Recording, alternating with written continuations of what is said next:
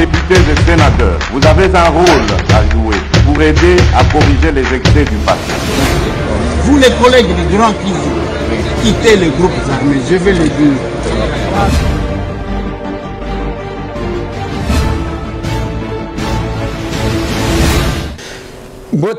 Bote lisusu bandeko nanga bino bandeko oyangai masolona député tozalelo tokutani ndenge tomesana kokutana biso na bino apparemment monsieur Tambwe azaliawa monsieur Tambwe pe azakuna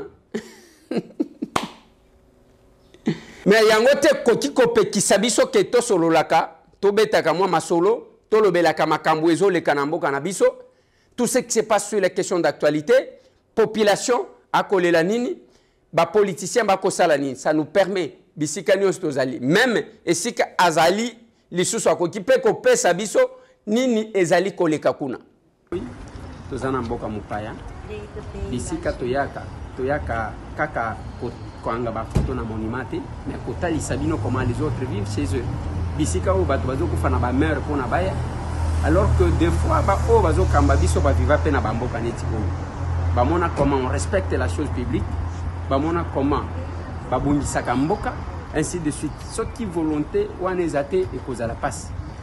Awa depuis toye, le premier constat, na moni ba espace est belé. Et j'ai discuté avec mon ami qui est avec moi, na lobi oh ceux qui sont à la Congo, mais les basi ba tekinios. Comme bazo lotir partout. Tala lelo, toza mulunge donc bazo lotir. Et tikalika stade baya ko katandam. Et Tikali parler du peuple, on ne comprend rien. Alors, en dehors de ça, Bandegonanga, toujours bêta di Solona, au Italie, la loi électorale. Loi électorale, Basali Kosa, Tozana, on a commission PAJ. Loi électorale, les a montouté. Les alliés pour assurer l'avenir politique pour les politiciens, mais aussi pour assurer qu'on garantir l'expression à volonté, il y a peuple. Soti et salimi malamu. Voilà pourquoi to senga ki batuke baya ko bakisa mutu na mutu ya ko bakisa ye na uti ko tela bino élément moko ya oui forum sur la réconciliation wana zolo bazaka sayente koko nyanja zaka sayente azamwa na manyema kwetu akutoke boy shoka ikalungua mupini kabaki kila muzungu na meza yake alobi wana Moïse Katumbi chalo kolona yo na katanga okomona makambo. Là ce n'est pas un kasaye, c'est là que je ne cesse d'insister, comment le Congo devrait se réconcilier dans sa globalité pour que token de libos. Et loi électorale lilo, nous doit négliger, nous doit oui, mais il ne faut pas que l'obito regrette. On modifie une loi pour deux choses, soit pour nous innover, soit pour nous modifier l'erreur de passé. On y a ce deux olobé. Balobi vérité des yeux, et tous ceux qui ont raconté et pour le moment c'est le moment ya que to corriger total nini loi nini to mobeko ndenge nini to chango na kati en tenant compte ya ba erreur ya makambo o biso to vivaki ya mabe. Voilà le pourquoi de la modification d'une loi. Mais ceux qui vous ont parlé la musique, mais vous n'aurez que vos yeux pour pleurer. Voilà pourquoi le bureau de l'Assemblée nationale, le président Bosso a sali Likambo et sali Makate. 1. Jusqu'à réouvrir les débats. 2. Qu'on ça le débat pendant 4 jours. Batika n'a jamais qu'on ça la moto. Et ça qu'on a coupé ça va tout mécanisme. Même là, à la commission, Bazoya, il n'y a pas que les membres de la PAJ, il y a la société civile Bazoya, il y a la structure internationale au Bazoya pour coupé ça mécanisme. Et tout ça, et ça pas parce que tu limites ce pays non, c'est parce que généralement balwa to vota ke zalaka ya bisote ezaka ya bao ba ya kasima na biso. Voilà bande konanga na linga ito meka ko changer moi muke pour na kotala en face et chacun se met devant sa responsabilité et na bandi to ko pesa bino suite ya makambu biso to ko sala bientôt là peut-être on peut vous prendre l'honorable Christelle Voanga qui vient d'arriver aussi ce matin.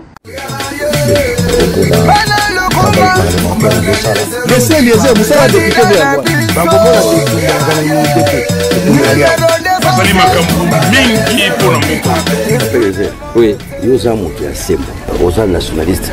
Nous sommes Congo et pas chez Yoka, même pour que biso peuple to élire yo député. Vous avez mérité ça. Les acquis cadeau peuple après ça qui était. Parce que au Bunda, au Kota Boloko, on a peuple.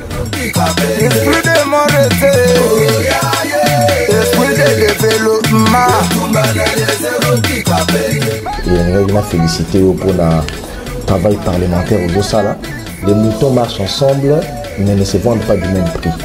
Vous êtes parlementaire, mais au moins, comme on a gravé dans les annales, c'est une première de ma mémoire et un journaliste. Namona, un parlementaire qui initie une question orale avec débat, qui s'est mis, je crois, en une motion de défiance, et un ministre en fonction du gouvernement. Oui, la population s'est payée, continuer dans mon salaire, Koba Bongo, de Banzé et mon salaire pour Soukawana.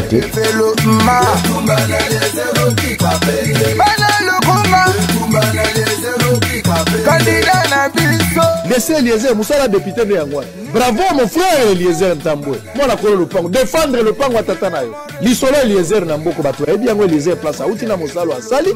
Les risques que le garçon a pris pour devenir député là où il est. Eliezer a un parcours à défendre. Pourquoi c'est un ministre de l'économie à Outi-Wapi? Azaka Wapi à Outi-Wapi. Parcours politique naïe. Est-ce que Toko Yebango, Totier Eliezer de tout ce qu'il a fait, même s'il n'a jamais été politicien. Mais le risque qu'il a pris pour ce pays, Totier ministre de l'économie, je ne sais pas bien vous avez la réponse. Je ne sais pas si je me trompe.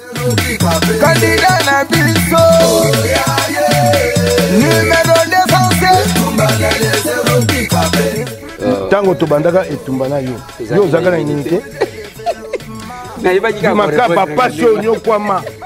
Oh, mon a passé na bon immunité zalaka et bongo immunité ko bongo lo ya bon na ngai ba ko mona te tumba ya kana immunité te et tumba ya liao esprit de morete esprit de développement mwana ko lo pango Eliezer Ntamboué asali makambu mingi pona mboko yo batu oyo toko décorer lobby pona démocratie ya mboka oyo kobima otanga ba kombo ebele ba kombo mususu boye ba Eliezer azana kati wana ndiko ya moni pasi ba beta ye to kende ba marche ba kanga ye ba boma ye ba caméra mais ndeko azalika kana kati ya etumba ya mboka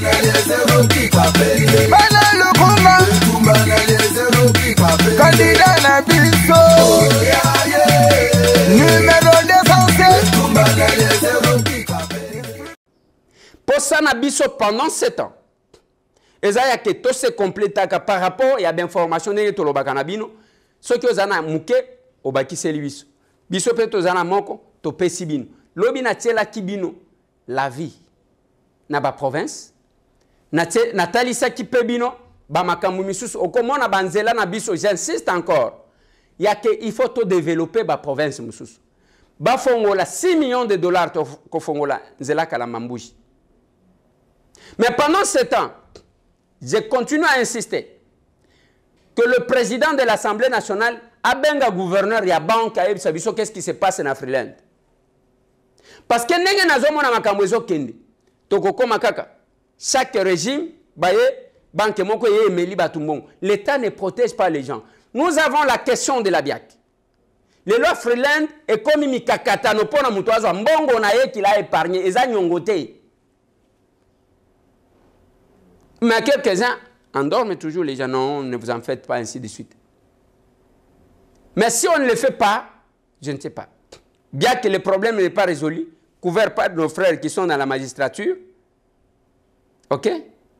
Et Nani Oyo, My Gold de Rêve, et Awa Emeli Batu, Bindo Mela Batu, donc Tozana Mboka Moko Mutwakola Mukaka Kaboye, Aibi Mutumon, parce que Zana Batu, Babanga Kate Koiba. Et Zandengwana, Yesoki, à cause de l'eau Batu, à utiliser Ndengwa. C'est quand même compliqué. C'est quand même compliqué. Mais en attendant, Tolingi Bozoawa. Une délégation d'Amamboujiman. Là, ma tête à Milan, on la pouvoir à majorité. Tata Lomboka Wakata, Léa Lochi, dans Watch. Kula Mieso la Lording, Makakolo, Kahalem, Kokombo, Kakawama, Diwatambo, Kakawama, Kangambodimbo, Kakawama. sekete ko la pouvoir alangi dimina teketo solo kombola kimi grand chef coutumier kalo hambe jolo toyo banjo Joseph aselo sambu nyaye na ngelo kayo longo sana dimena ahawo hata tenyi pala di bongo hene mboka tambe na pada mumo la mbuji maida kumala ne la lusambu ko sala lobe ngulo tondolo mboka la mutuka wa chichi lusambu nyayo ngena ngena ndo akoko ndato che nyemale lolong ndeki shwa wa sheso ndeka nga wa sheso ndo zambi kalolong atosha pouvoir ateko la pouvoir alangi ndo ko to keto ukina wambita lusaka bote tozab tozana lusambu na lingina yeba namoni lusambu lelo partout activité ezali yo atake bona lusambu okopesa biso message nini otomoni ba mouvement babache passer par là. Bon, merci na mutuna na yo. Awa tozana lusambu soko ozomona mouvement bongo eza campagne ya ba gouverneur ibandi lelo. Ndo moni ba katafa bilisika nyoso mouvement ezali pour na campagne ya lelo. Salobino bana lusambu susi na minezani. Susi na biso vraiment ezo sala biso passe. Et sala biso passe pour na nini? Toza cravé banzele zate. Yomoko utamboli na nzela omoni nzela ndenge ezali. Bisika nyoso mai na ba mai vraiment nde tozo senga na mutu oyo azoleka asunga biso pona banzela lisusu insécurité leki na kati ya mboka ya Sankuru nde susi na biso tozolela na mutu oyo akoleka. Bakandida baza ebele contribution na yo ezani ni selo yo candidat ni yo poni mayeke tu ba député provinciaux ba député provinciaux ba sale la vision ya bino peuple. Bon vision na biso peuple tozo pona candidat moko oyo biso tolingi oyo tozo mona idée na yeke mboka na biso ikobonga son excellence Jules Lodi Emombo. Nde tozolela na ba député ba yokisa biso sonité ba tia pona ye ba voter nde tozala bien na mboka. Okweto so le sambo neni munai honor de bofikie mwanda kimba pouvoir mwanda président Fachi akebe ba gouvernement ba député abalumbole umbu ye toli bofuile kono de bofikie depuis ya impose ya binuka ni bokulifileshi pouvoir de pouvoir rachi twali kile na ikukinkeso kwa ligela kutumikira mwana beno bisambo mudi muibua mashinda ngafwe kibundi kifwe tamwe kura tamwe mema alors Fachi principal inga kulumbule umbu lishima ngafombu kai namba yo mumbola akula chiluba balo mwabeo watoto kula kuleja ile lodi kwane mumona nkaenda njilo je mulo wa lusambu kumbukila 60 km wakufika mu lusambu njila uje enclavé kaji musoko wa Sankuru ngolo mumba mumbu shebantu kubukika lelo eu province wa Sankuru kenu mweneka kumpala kwa bantu to ujumuikale enclavé tutujila kujiba député provinciaux wane batu enzele soit mwimpe uji population wakunanga tangila lelo ekatoni na assemblée provinciale katoni manjile mimpe ya kupita kanato kipatu jibalo kujiba député provinciaux wane batu enzele souci mwimpe tupete maya kajeze mu musoko tupete njila batukangwile njila kumbuka lusambu batetela batukangwile njila kumbuka mu lusambu mujimai jile yonso di enclavé kifatu jibalo kujipala kwa ba député batoto kujila bane batu enzele souci uji peuple bakaluke pa grâce kilila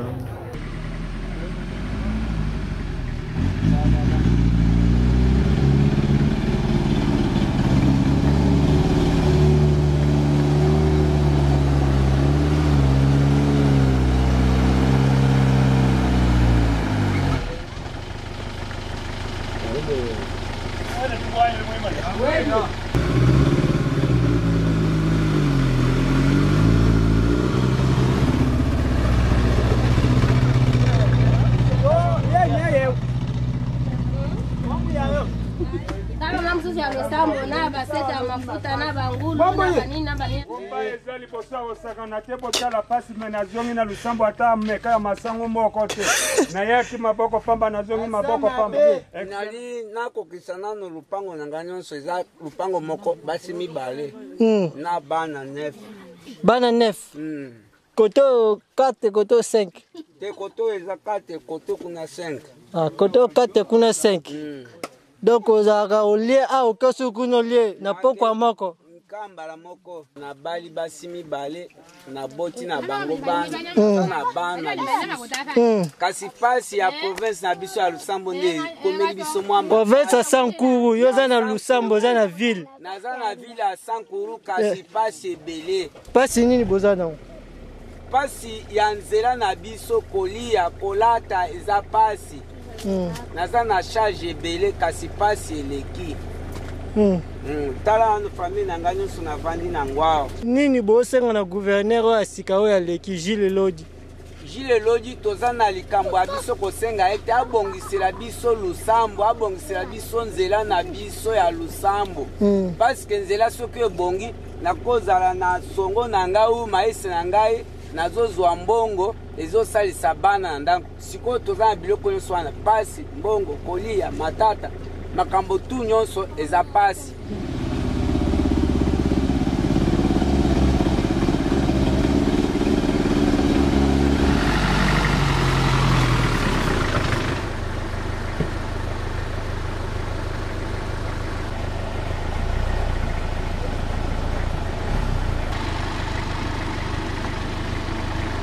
pasi badia wana badia wana za mabele mabele bochi nango wapi ya na uti ya za cuivre ya cha cuivre OK na Timbujimai vous savez combien de jours nzela asali 3 jours 4 jours 3-4 jours ozo ukuteka ngula Mbujimai te na kende na agende na yango na marché simis bojo kaka moko ya bakatange baya kana baya ko benje mikubwa benje biti bya bunyi bibenje bye bene kujibene bilumbu baya nabi mujumu ma bye bimujumu obunyi baja bye ya kuchizanga byo katanga bya mabwa obunyi bye bifu bino chachachi ashifa ngala kabongo sasa ki voilà tozo sukisa tozo kataka muke parce que ezaba trans tozo partager na oyo azakuna na biso batu tozali awa pona kaka bozalaka informé de tout ce qui a comme situation. Il fallait que monsieur Tambo place azali après sa biso pe oyo akomona selon les questions d'actualité. Voilà, bote lisusu bandeko nanga bino bandeko oyangai toza awa en direct ya Stockholm toza na Suède toyaki ko assister pour participer na conférence ya so eza conférence oyo bazali kolobela ba maman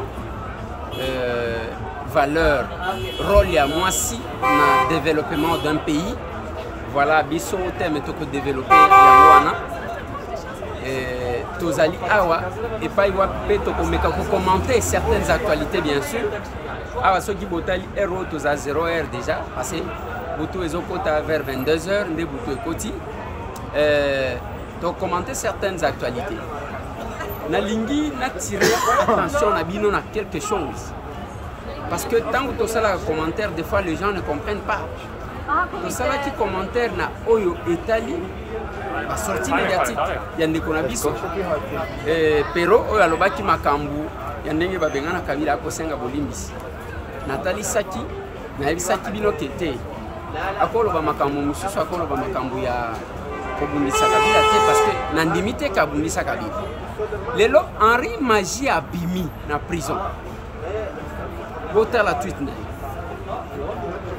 nous surtout on les a permettre bino to rappeler kabino tango zo côté là il faut yeba wapi vous allez prendre position mutu mutu za libre ya ça to qui débat sur makambu ya Katanga oyo batu bazo sala débat sur forum ya réconciliation Mais bino bozali kozela va déclarer.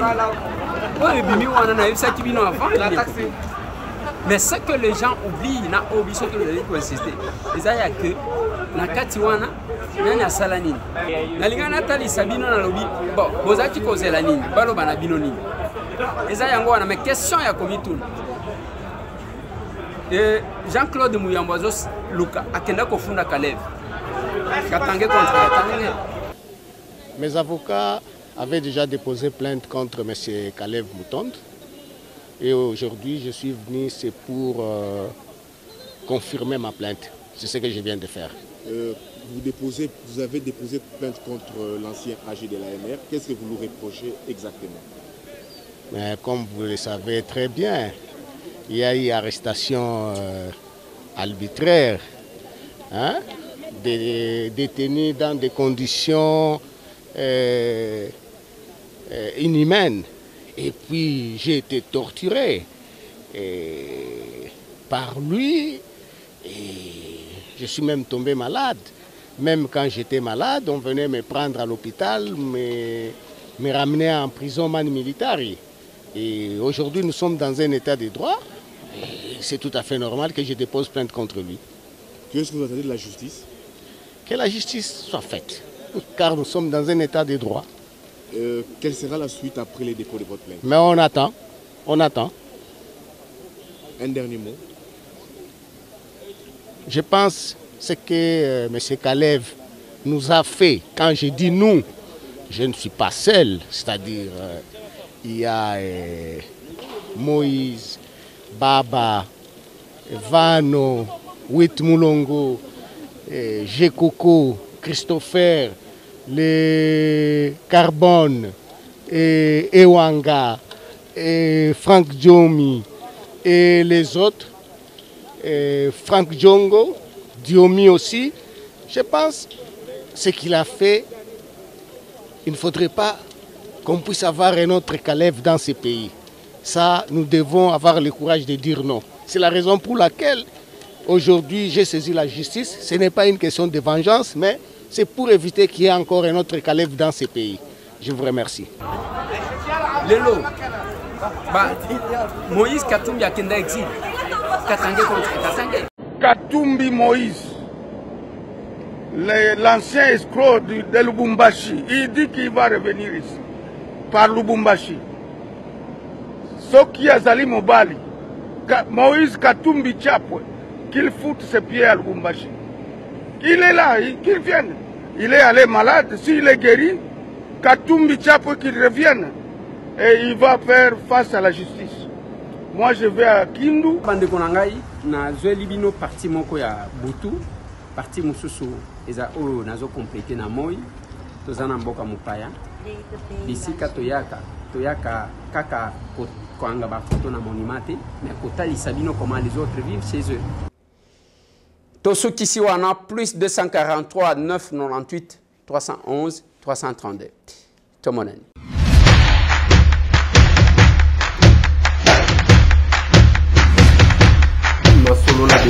Honorables députés et sénateurs, vous avez un rôle à jouer pour aider à corriger les excès du passé. Vous les collègues du Grand Kivu, quittez les groupes armés, je vais le dire.